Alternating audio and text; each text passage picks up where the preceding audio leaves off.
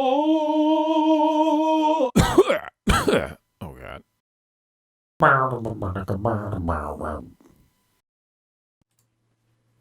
Hello, ladies and gentlemen. Gabesty here. This is the normal quick raid guide for Garrosh Hellscream, the final boss in Siege of Orgrimmar.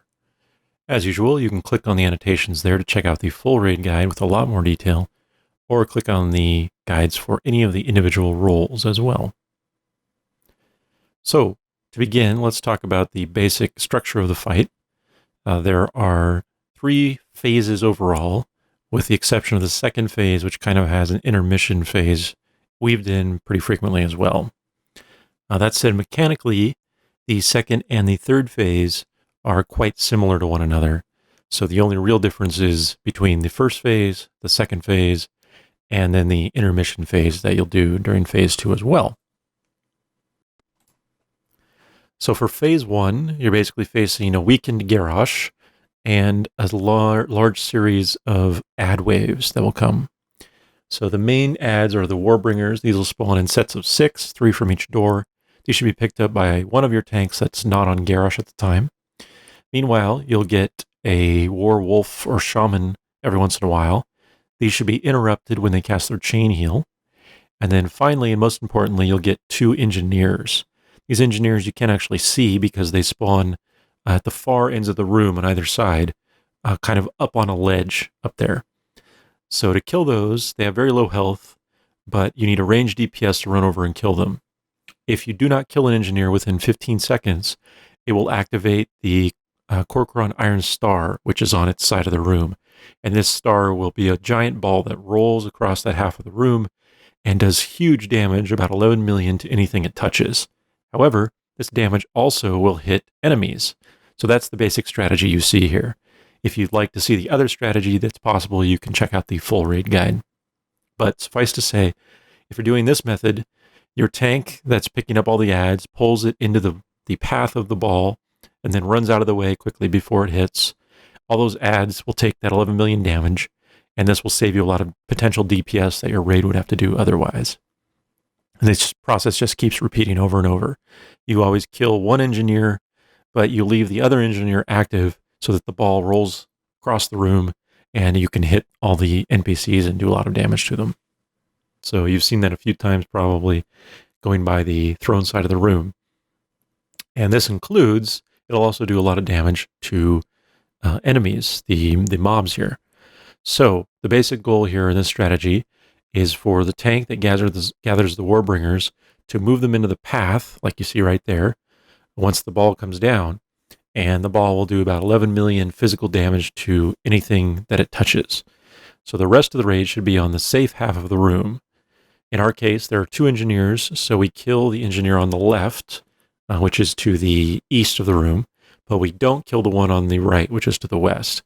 And that way, when he activates his ball after 15 seconds, it travels along that front area where the throne and the doorways are, and any mobs left in that path, which our monk does a good job of, get hit by the ball and take 11 million damage. So this saves us a lot of potential DPS that we would otherwise have to do to the ads. So once you push Garrosh to 10% in the first phase, he'll transition into phase 2, where he gains a ton more health and fully heals, and gains a lot more abilities. Now I'm going to fast forward and show you the intermission phase during phase 2, which is the corrupted realm you see here. So the entire raid is teleported into a corrupted realm. There are 3 different ones that you'll randomly get. And the basic goal here is to quickly run with the entire raid toward the end of the area that you're in, killing off all the enemies along the way as fast as you can.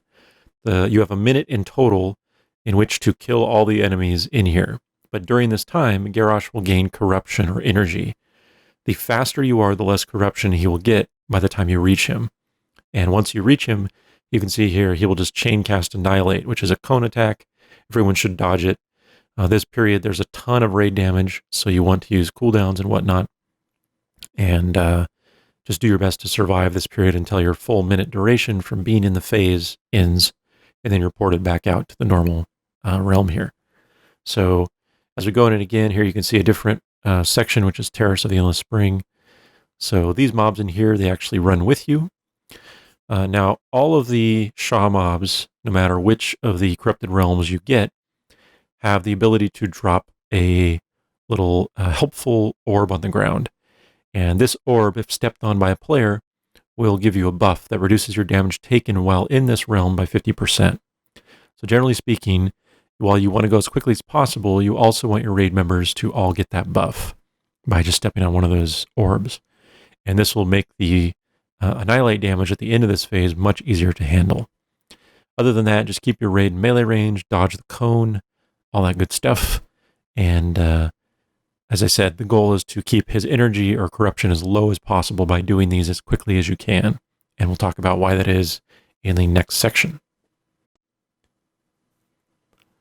Now, phase 2 within the throne room is where you'll spend the majority of your fight time on this fight.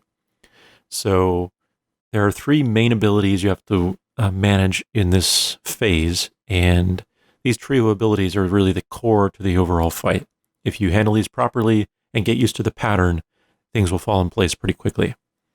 So the first of these abilities is Whirling Corruption. Basically, Garrosh will spin around, and when he does this, your entire raid needs to be stacked up, except for the current Garrosh tank, in a location 20 or 30 yards away, so like you see there. The reason for this is that the damage dealt by the bolts is reduced the further away from Garrosh you are. So by stacking up 20 or 30 yards out, the entire raid gets efficient area of effect heals, but everyone except the tank, that is, but you don't have to take as much damage from being close to the boss. The next ability is Charm, which you see is cast on 2 players right there, and this is called Touch of Visage. When the players are charmed, you need to immediately burn them down to 20% health. As soon as you do that, they'll be broken from the charm and they can move around again. However, charmed players will do their best to cast Touch of Visage on new players and have this charm basically chained to new players over and over. So, the best thing you can do to handle this is to use an actual interrupt spell, an interrupt ability, to interrupt this cast when the charmed player casts Touch of Visage. Now, technically, you can use stuns early on when people are charmed to stop them, but this is a bad habit because later on in the phase, this ability will become an empowered version, and empowered charmed players cannot be CC'd. Stuns will be immune on them. So it's a best case to just get used to using actual interrupts to stop the cast and DPSing the player down, rather than relying on the crutch of stuns and whatnot, because eventually you won't be able to do that, and then you'll be, using a bad habit essentially you have to break. Then the final ability, which you saw in phase 1 as well, but continues in the entire fight basically, is Desecrate and Desecrated Weapon.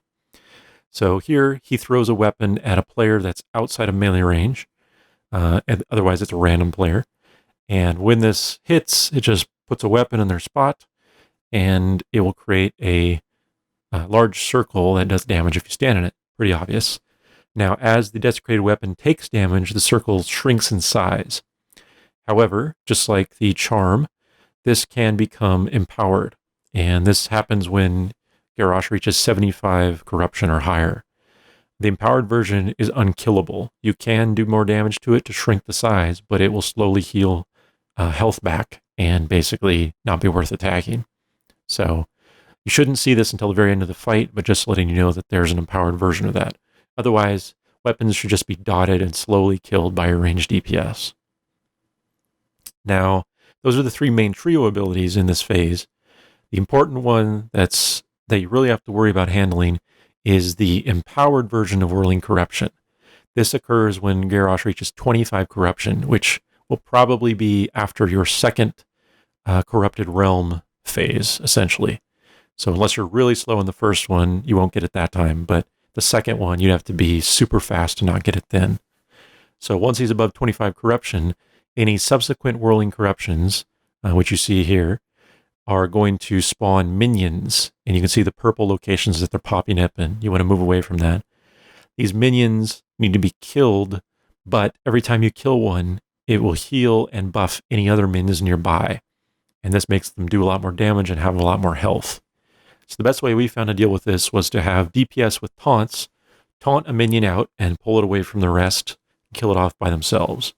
Meanwhile, the remaining minions are picked up and split by our tanks, and then the DPS just kill those off as you normally would any mobs. Now, finally, we have Phase 3, which begins when Garrosh hits 10% health in the second phase. This is basically a DPS burn phase for the most part.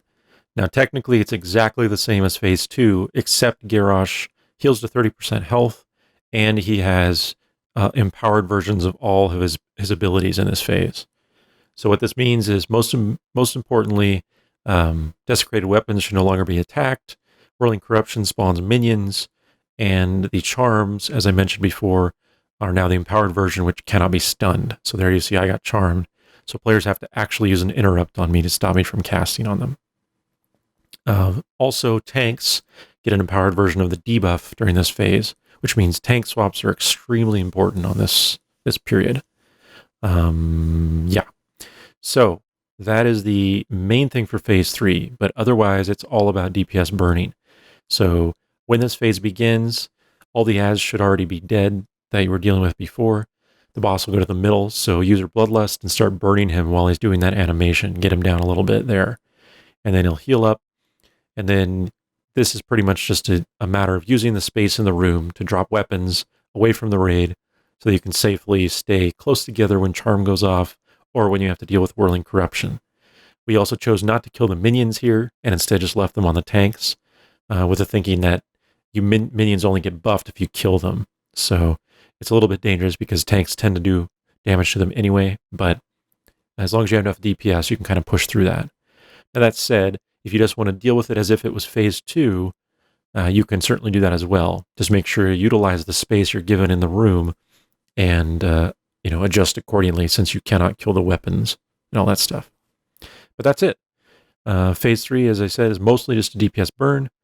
And I think from there, you have the gist of the quick raid guide for Garrosh Hellscream. As always, good luck, and thanks for watching.